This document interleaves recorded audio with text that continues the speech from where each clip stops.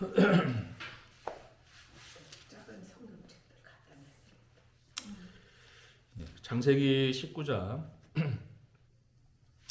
우리 1절부터 11절까지 우리 한 절씩 교독을 하겠습니다. 창세기 19장 1절부터 19절까지 한 절씩 교독하겠습니다. 저녁 때에 그 두 천사가 소돔에 이르니 마침 롯이 소돔 성문에 앉아 있다가 그들을 보고 일어나 영접하고 땅에 엎드려 절하며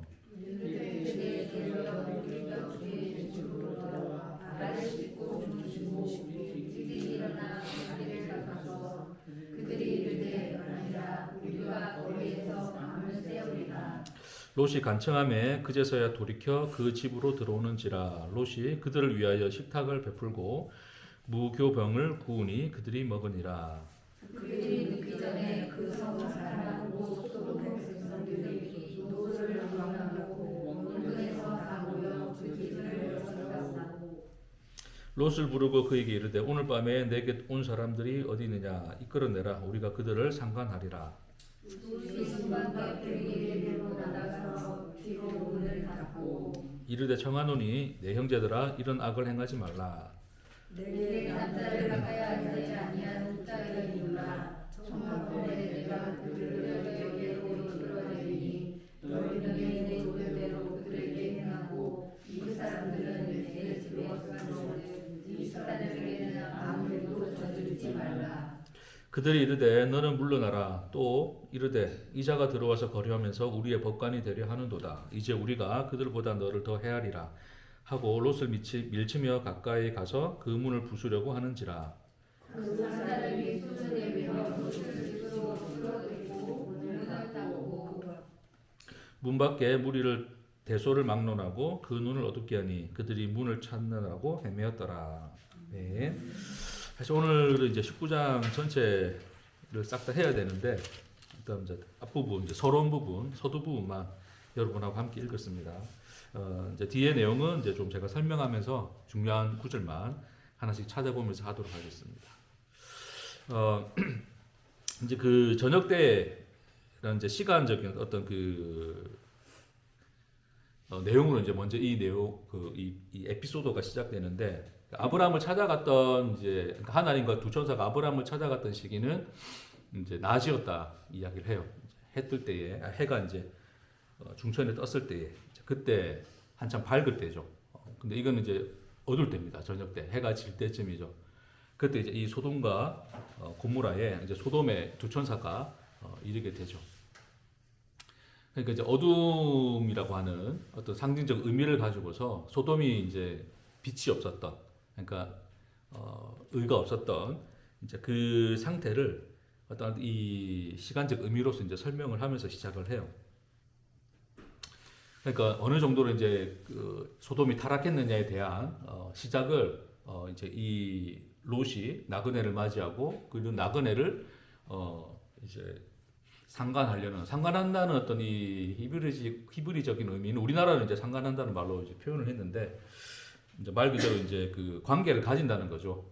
그러니까 나그네들을 손님들 이끌어내서 어떤 이제 성적인 어떤 그 문란한 행위들을 하려고 하는 이제 그 무리들의 모습을 보게 됩니다. 이제 그런 이제 이 상황 속에서 롯은 나그네들을 지키기 위해서 이제 자기 딸들을 내어주려고까지 하죠.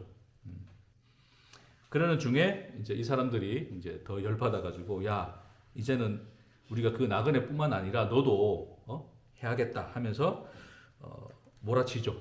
그런 상황에서 이제 이 두 천사가 그 사람들의 눈을 어둡게 하고 롯을 강제로 끌어들여서 이제 문을 닫고 그를 보호하는 장면까지가 우리가 읽었던 이제 본문의 내용입니다.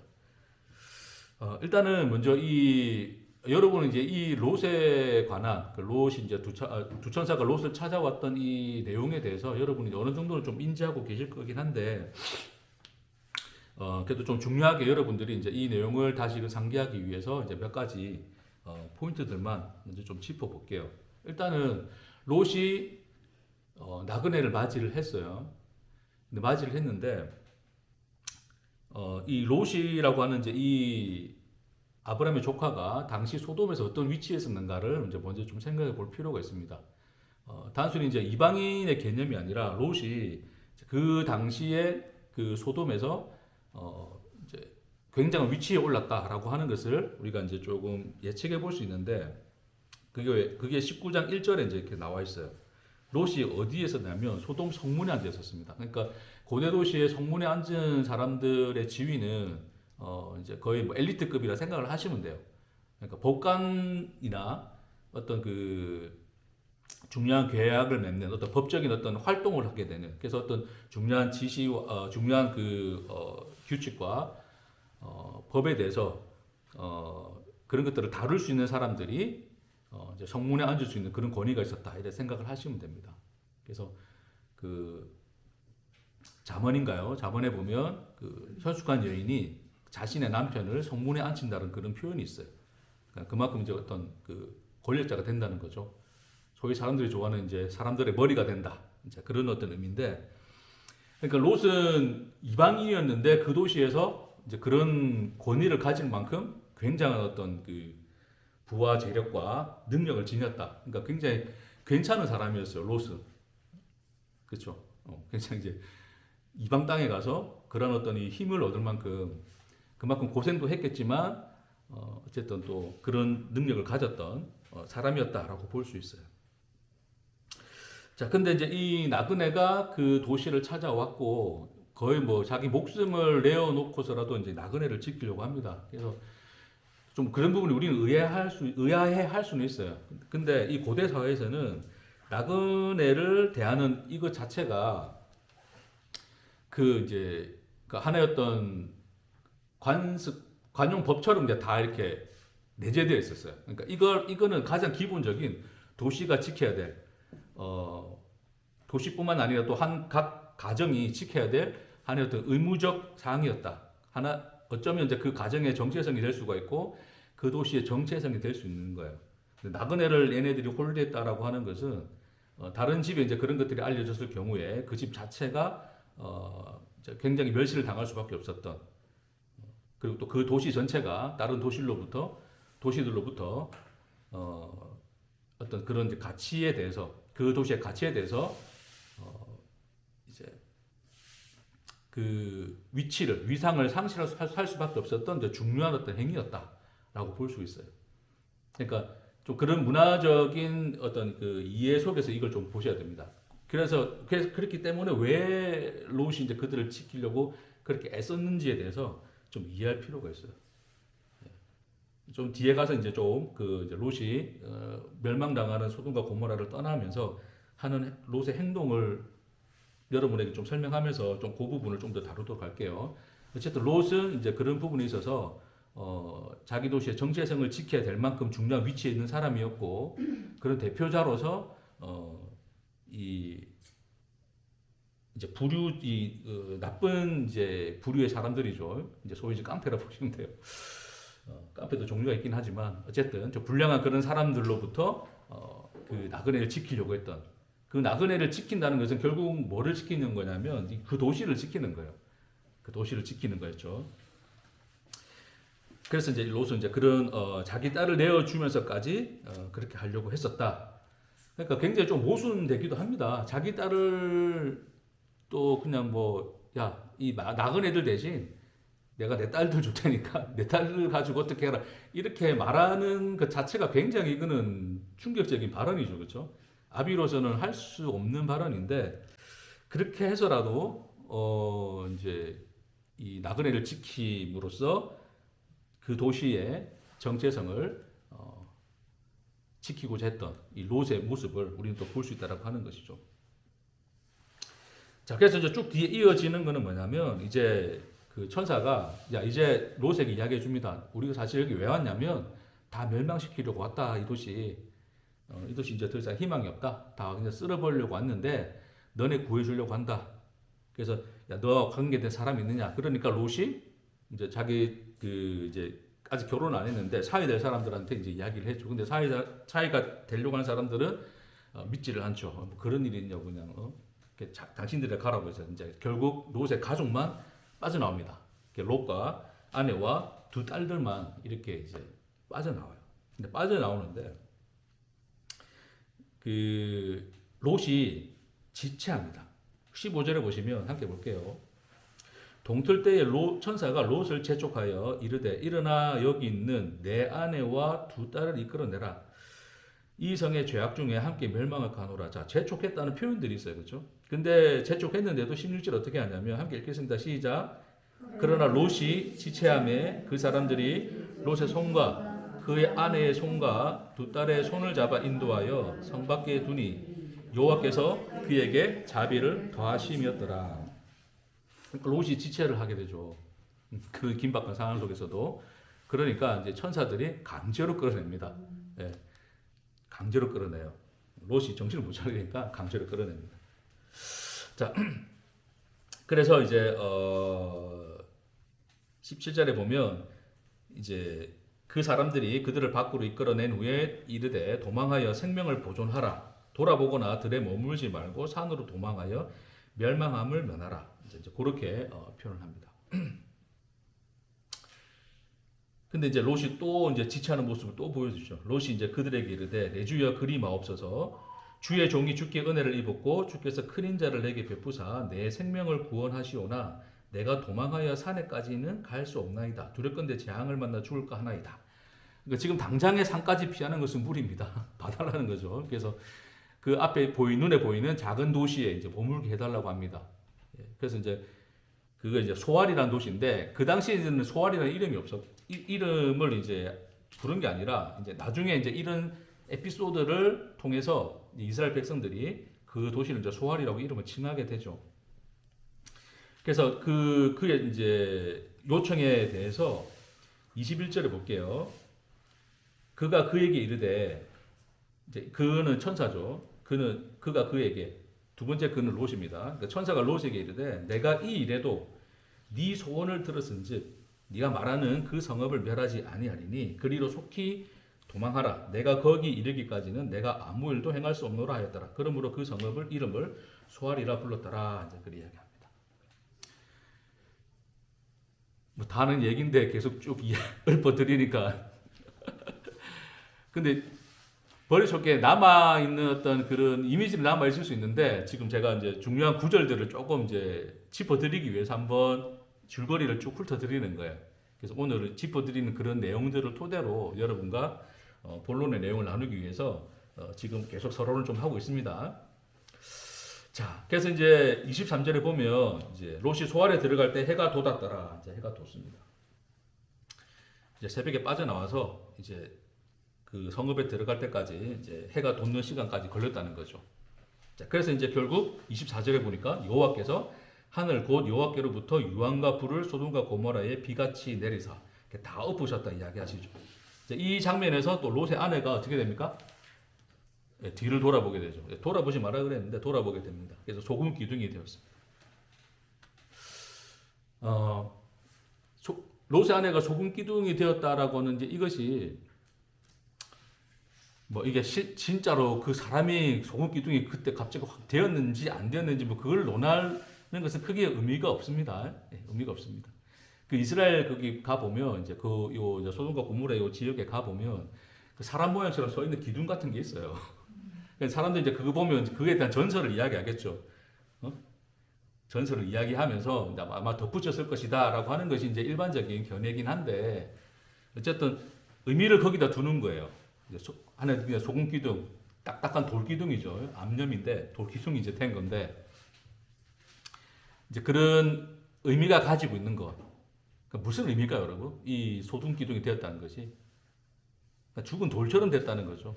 그러니까 그게 뭐냐면 이제 자기가 터전으로 마련해왔던 이제 그 도시가 멸망당하는 그래서 끝까지 그 자기가 자기 정체성을 두고 뿌리 내리고 살았던 그 도시에 대해서 미련을 버릴 수 없었던 그 사람의 상태가 뭐였냐면 돌같이 굳은 상태, 돌같이 죽은 상태다라고 하는 거예요.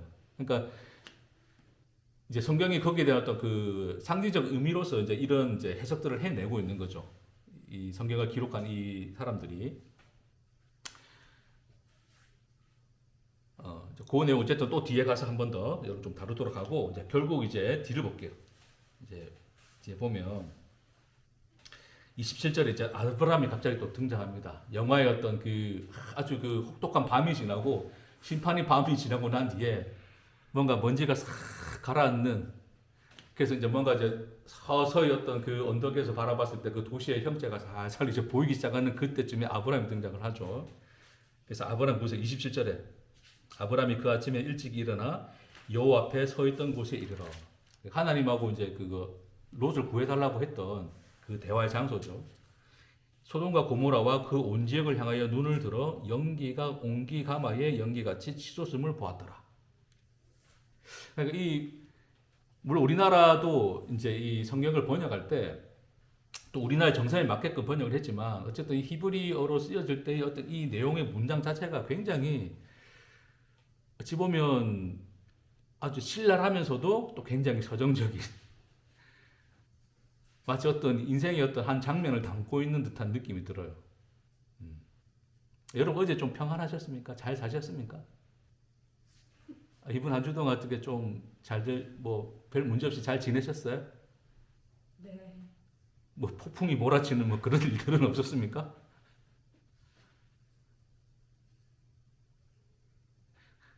그러니까 물론 뭐 제가 여러분 인생을 잘 모르니까, 근데 제 삶을 그냥 돌아봐도 요즘 들어서 자꾸 여러분 앞에 자꾸 힘들다 그런 얘기하는 것 같아서 좀 그렇지만 인생 자체가 유황과 불입니다. 유황과 불이 몰아치듯이 막 그냥 밤새 막 몰아친 것 같아요. 네, 어젯밤에도 이제 여러분의 그걸 다 이야기할 수 없지만, 유황과 불이 몰아쳤습니다. 그러면서 이제 아침에 잠자고 눈 뜨고 보니까 뭔가 평화로운 햇살이 비치고 있네요, 그렇죠? 그런 게 인생 같아요. 그러니까 이 장면의 이 전환이 아주 굉장히 뭐라 해야 되나,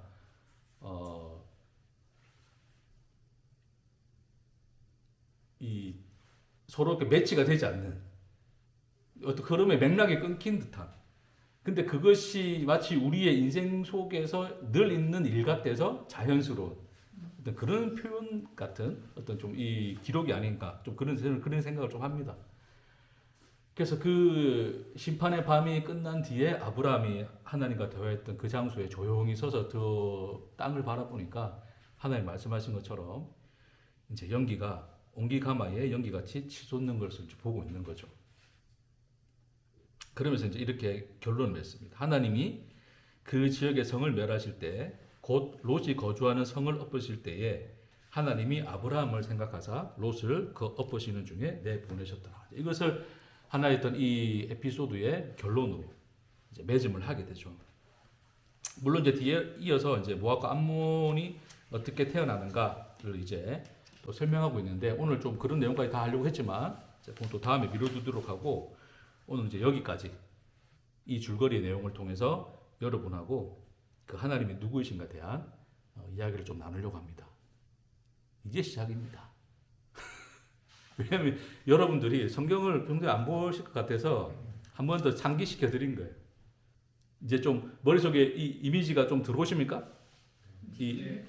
들렸던 이 내용이 들어오기 시작하는데 좀 졸리죠, 그렇죠? 자, 봅시다. 그러니까 롯이라고 하는 사람에 대해서 물론 이제 여러 가지 형태로 또 그 보는 사람들이 있어요. 여러 가지 해석을 하는 사람이 있는데, 아브라함과 비교해서 굉장히 좀 철없어 보이는 어떤 그런 이제 행동들을 좀 많이 했는데, 그 이전에 이제 내용들을 보면 아브라함하고 이제 헤어질 때도 네한테 이제 네가 원하는 땅을 선택하라 그러니까 롯이 결국 이 소돔과 고모라를 선택을 하게 돼요. 선택을 하는 기준이 뭐냐면 에덴 동산 같고 애국과 같았더라, 그런 얘기를 합니다. 그러니까 보기에 굉장히 이제 좋은 도시처럼 보였던 거죠. 강남하고 여기 분수리 중에 어디 서 있는데 이쪽 쳐다보면 분수리, 저쪽은 강남인데 어디를 가겠습니까? 어디 갈래라고 물어보면 어디 가겠어요? 예? 아, 분수리. 할렐루야. 아, 진짜. 믿음이 대단해. 근데 이제 롯은 어디를 선택했냐면 저는 아브라함이고 아브라함 어쩔 수 없이 이제 거기 선택하게 된 거, 롯이 이제 강남을 선택하니까 이제 강남을 가겠다 그래 한 거죠, 그렇죠? 그래서 아주 보기에 이제 좋은 곳, 사람들도 많고 번화하고 번영하는 도시 이제 그것을 선택하게 됐죠.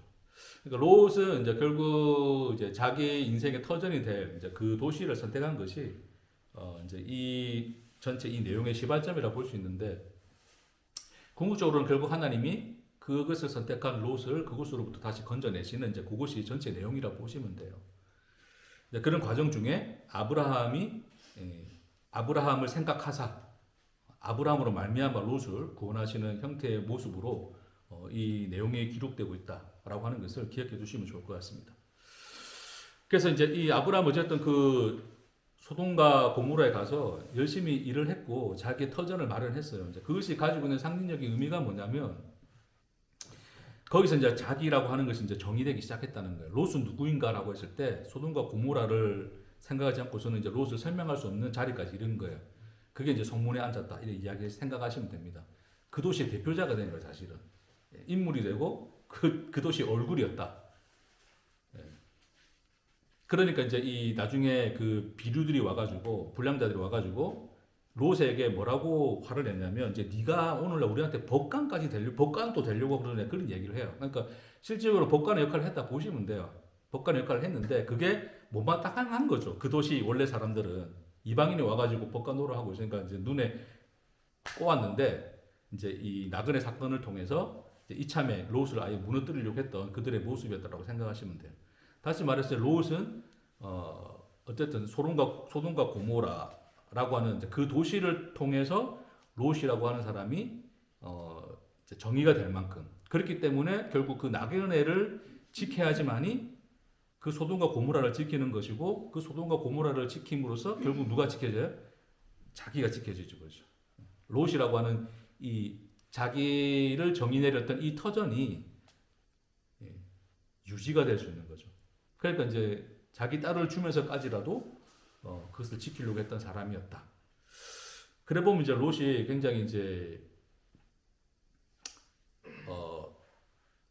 얼마나 자기라고 하는 자기의 존재성에 대한 집착이 대단한 사람이었는가, 그것을 우리에게 설명해 주고 있습니다. 베드로는 조금 이제 다른 평가를 하긴 해요. 여러분, 이거 구절 한번 좀 찾아봅시다. 좀 여러분 오해하실까봐 나중에 또 읽다가 보면 베드로는 롯을 좀 다르게 표현했네, 이제 그런 표현들이 있습니다. 어디 보시냐면 베드로후서 2장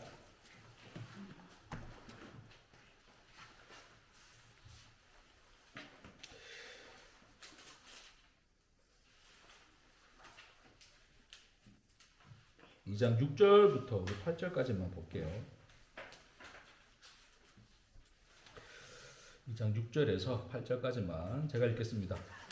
베드로후서 2장 6절에서 8절까지인데, 소돔과 고모라 성을 멸하기로 정하여 제가 되게 하사 후세에 경건하지 아니할 자들에게 본을 삼으셨으며, 무판 자들의 음란한 행실로 말미암아 고통당하는 의로운 롯을 건지셨으니. 자, 롯을 뭐라고 표현합니까?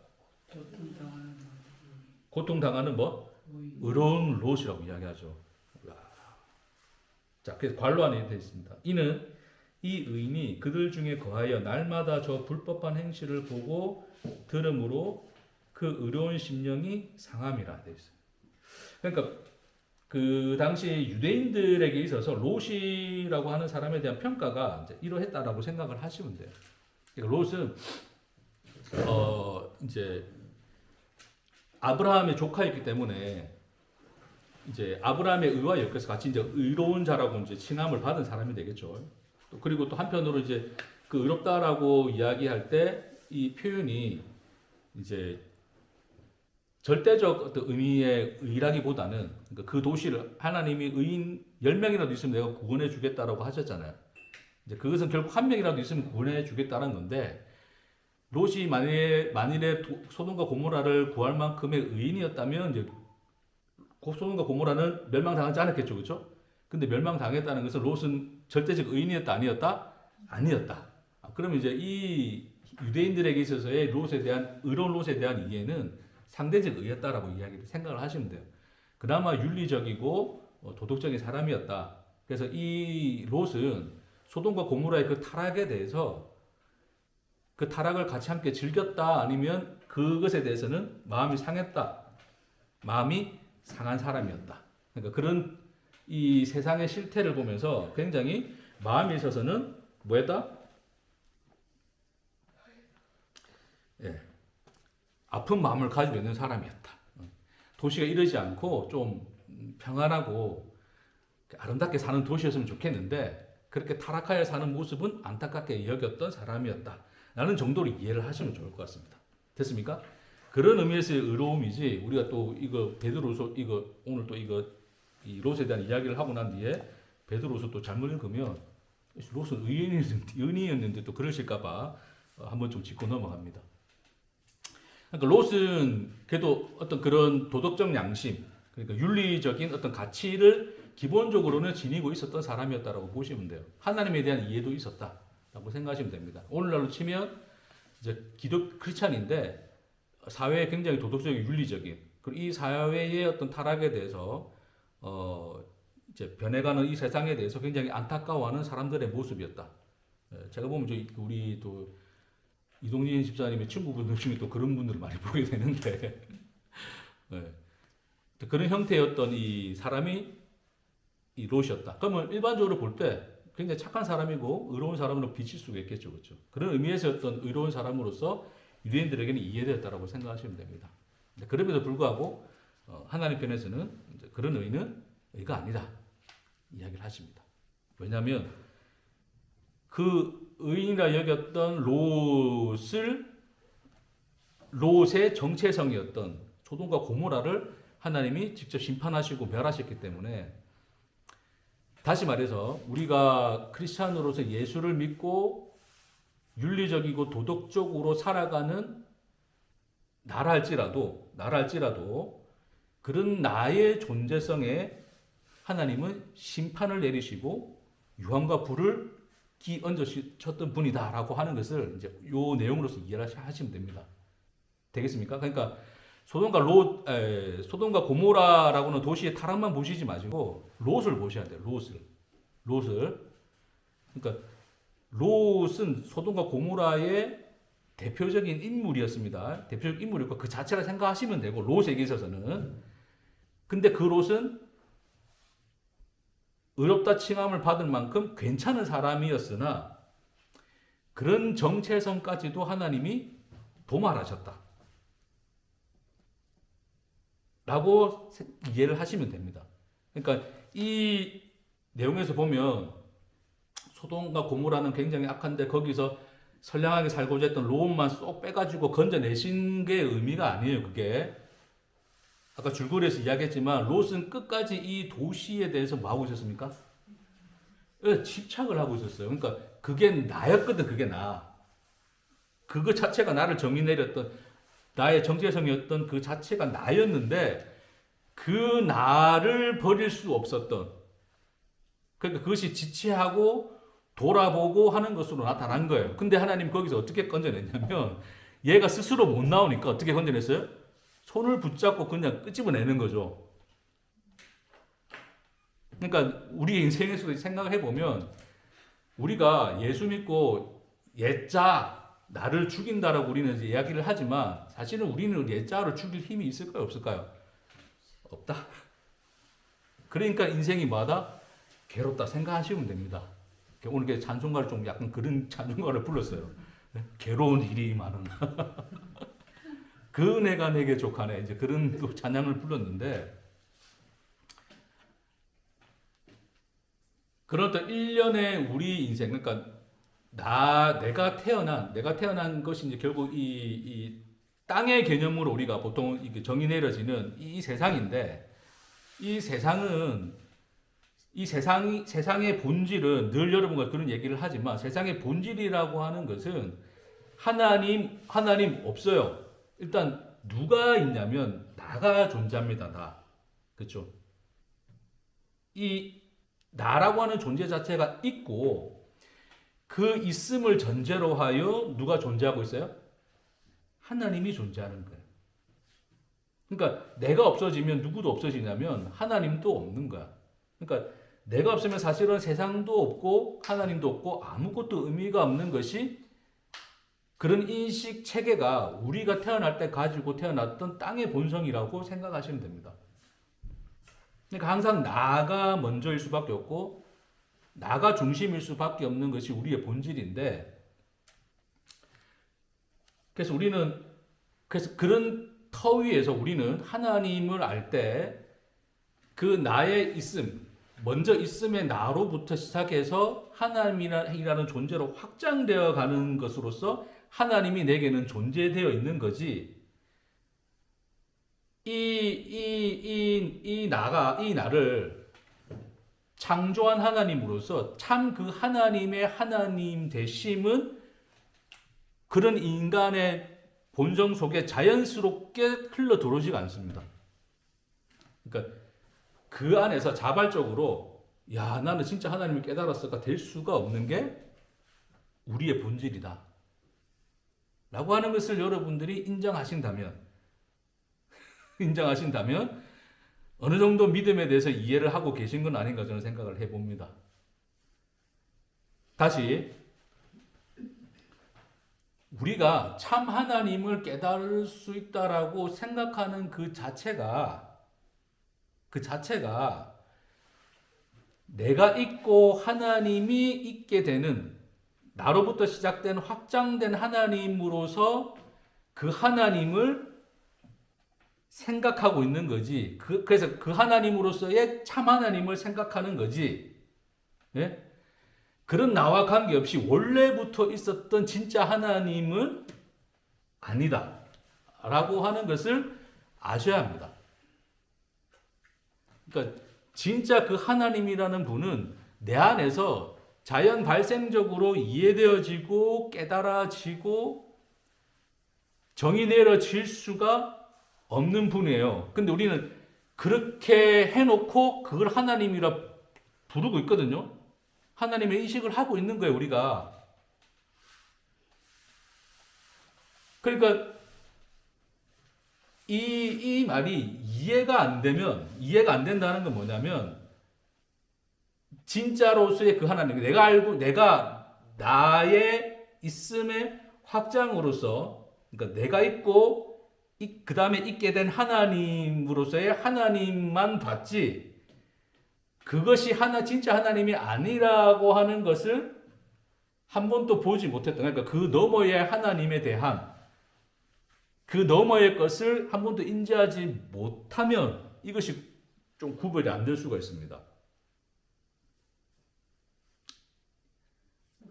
못해도 괜찮아요.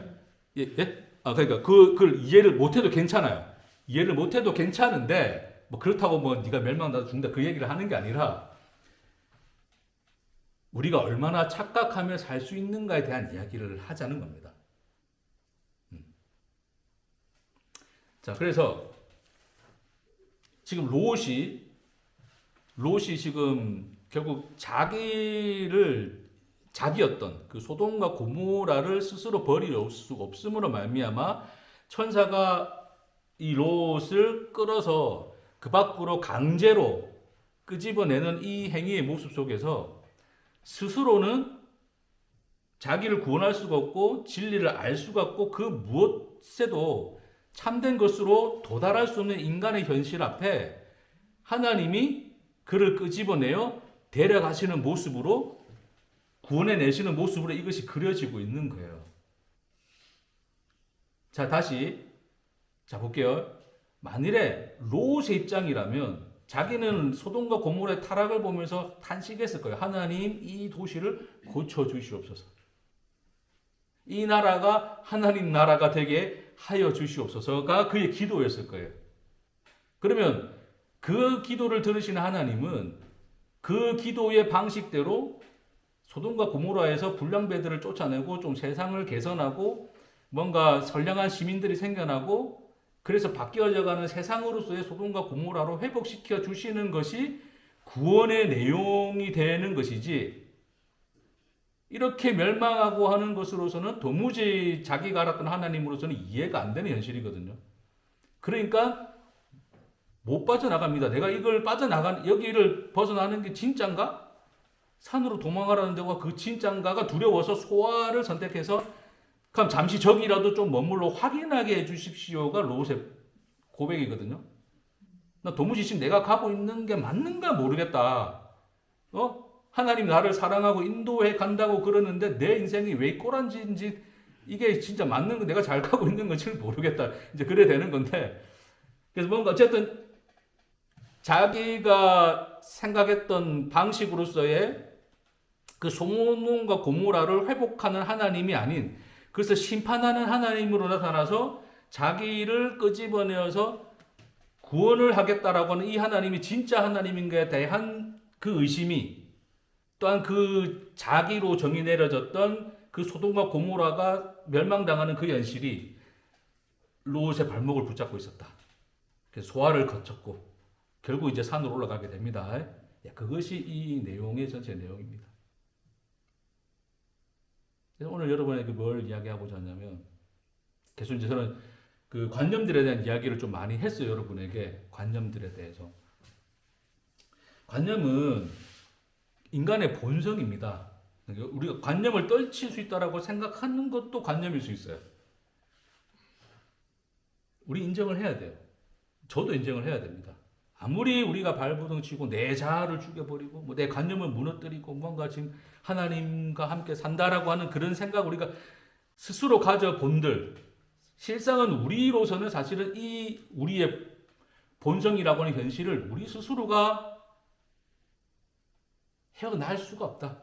단지 거기서 조금씩 깨트려져 가면서 조금씩 발걸음을 옮겨가는 과정 속에 지체도 하면서 소화려도 거하면서 뒤를 돌아보면서 그렇게 살아가고 있는 과정 속에 있는 것뿐이지 우리 스스로가 그것을 자발적으로 튀어나와서 야, 이 세상은 잘못된 거야 멸망당해야 돼 라고 생각할 수 있는 우리는 아니다. 우리는 어떻게든 우리의 정체성이 정의 내려졌던 우리의 터가 되었던 그 모든 것들을 우리는 놓을 수가 없다. 그거를 변화시키고 발전시키는 것으로서 그리고 그것을 더 다른 방향으로 확장시킴으로써 개선해 가려고 하는 것이 우리의 의지지 그것 자체를 거부하여 거기서 떠나 완전한 새로운 것으로 간다는 것은 우리에게는 굉장히 두려운 것이다. 그 자체 우리에게는 받아들여지지 않는 현실이다라고 하는 것을 여러분이 알고 가시면 됩니다. 오늘 롯처럼 그냥 거기서 빠져나와가지고 야 육적인 자는 다 죽고 그냥 우리 영적인 나로 살아 그 말을 하자는 게 아니라 그럴 수 없는 게 우리 꼬라지라고 하는 것을 보고 가자고 하는 것이 오늘 제가 여러분에게 이게 열변을 토하면서 하는 설교의 핵심이라고 보시면 됩니다. 그러니까 가망성이 없다가 우리의 현실입니다. 그걸 우리는 인정해야 돼요. 우리 그걸 인정 안 하고 싶죠. 왜? 나는 예수를 믿고 있거든. 남들보다는 착하게 살고 있거든. 남들보다는 그래도 양심적으로 살아가고 예수 믿는 사람으로서 예수 믿는 사람답게 살아가려고 하는 사람이거든. 것으로서 자기의 소돔과 고모라를 여전히 지켜내고 하는 것이 다시 말해서 여전히 그것에 집착하여서 자기 딸을 내어주면서까지도 그 지키려고 하는 인간의 속성이 있는데도 불구하고 인간은 그런 자기들의 노력을 선하다 생각하죠. 그러니까 롯이 자기의 딸들을 내쳐가면서까지 지켰다는 것을 통해서 뭐를 보여주려고 하냐면 우리가 얼마나 그 자기의 정체성을 지키려고 하는 우리의 자아가 얼마나 독한 놈인가를 보여주는 거예요. 선으로 포장되어 있는 그 나가 얼마나 독한 놈인가를 보여주는 거라고요. 나는 알고 있고 진리를 깨달았고, 야, 나는 그래도 저 기존의 그런 기복신앙보다는 낫지. 나는 그래도 진리를 알지. 라는 것으로서 확장시켰을 뿐이지, 그것에서 우리는 스스로 벗어나지 못한다는 현실을 못 보고 있는 것이 안타까워서 성경은 구구절절 이 창세기 19장을 기록하여 두었다 라는 것입니다.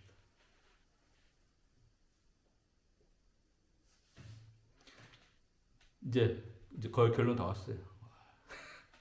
지난주에 이제 그래서 한 가지 예를 들자면 제일 쉬운 예가 그거였으니까 예수를 믿으면 천국 간다라고 하는 이제 이 사실에 대해서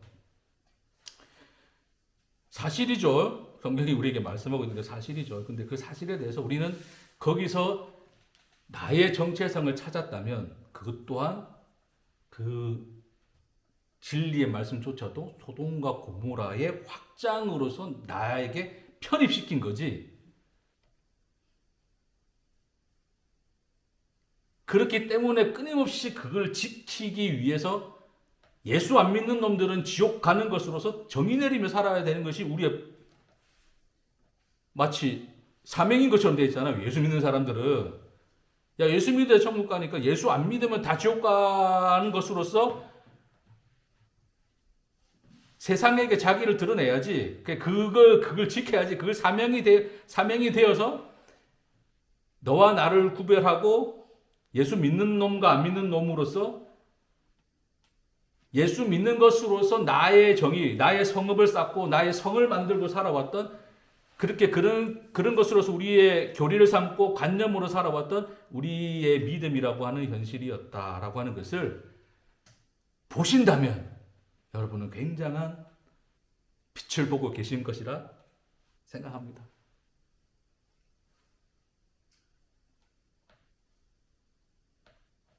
아직도 나는 잘 믿고 있고 나는 예수 믿는 자고 나는 하나님의 백성다움이라는 현실 속에 있다는 것을 나의 위안으로 삼고 산다면 아직 여러분은 천사를 만나지 못했습니다. 네가 멸망당한다는 소식을 듣지 못했고 불과 유황을 보지 못했습니다. 그러니 안전하다 생각하겠죠. 풍족하다 생각하겠죠. 에스겔서에 보면 소돔에 대한 평가를 그렇게 합니다. 소돔이 왜 멸망했는지 아느냐? 교만함과 풍요로움과 태평함이라. 그게 뭐냐면 소돔과 고모라라고 하는 그것으로서 나의 정체성을 삼아 나라고 하는 존재를 지켜내서 그 나라는 것을 확인하며 살아가는 그 인간의 실태를 풍요로움과 태평함과 교만이라 표현하고 있어요. 그것으로 인하여 멸망당했다. 그렇게 이야기를 합니다.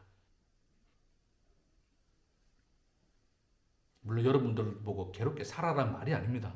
우리는 본성상 편하게 살고 싶고 평안하게 살고 싶고 잘 살고 싶은 게 우리의 또한 본성이기 때문에 뭐 그러지 말라는 것은 아닙니다. 그러나 중요한 것은 그것이 내 머무를 곳이 아니라는 것을 늘 확인하며 살아가시는 저와 여러분 되기를 축복합니다.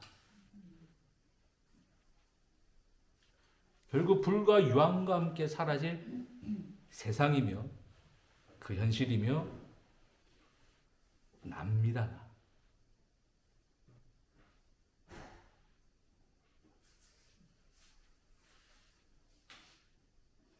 혹시 내 인생에 마치 불과 유황이 떨어지는 것 같으면 천사의 손을 찾으십시오.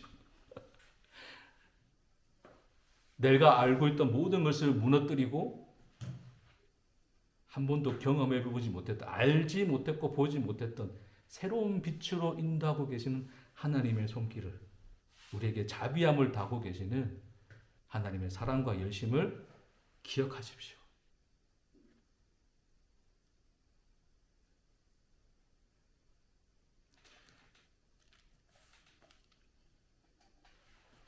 결론입니다. 롯이 어쨌든 저쨌든 어떤 놈이었든 결국 롯은 건져냄을 받습니다. 그것은 롯의 의지와 관계없고 롯이 가진 그 무엇과도 관계가 없죠. 얘가 진리를 알았냐, 뭘 깨달았냐, 그것도 관계가 없습니다. 그냥 하나님이 그를 건져내십니다. 왜요?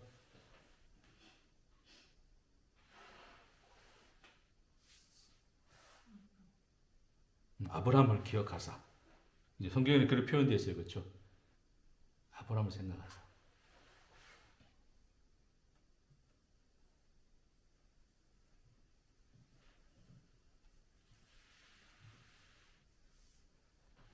결국 롯이라고 하는 그 자체에서 뭔가를 조건을 내어서 그를 구원했다가 아니라 롯이 아닌 다른 것에서 하나님이 조건을 만들어서 구했다고 이야기하시는 거예요.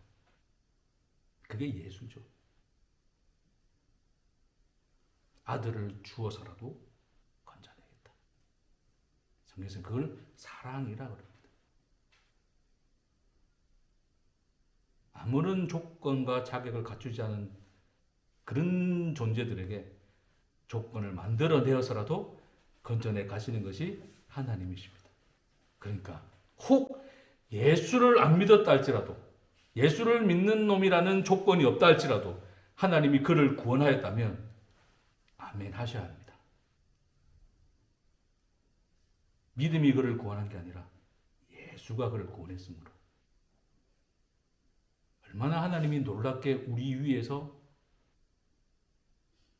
우리를 인도해 가시고 우리 하나님이 되시고 이끌어 가시는가를 날마다의 새로운 인생 안에서 발견하시는 저와 여러분 되기를 주의 이름으로 축복합니다.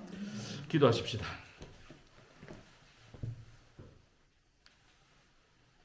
하나님,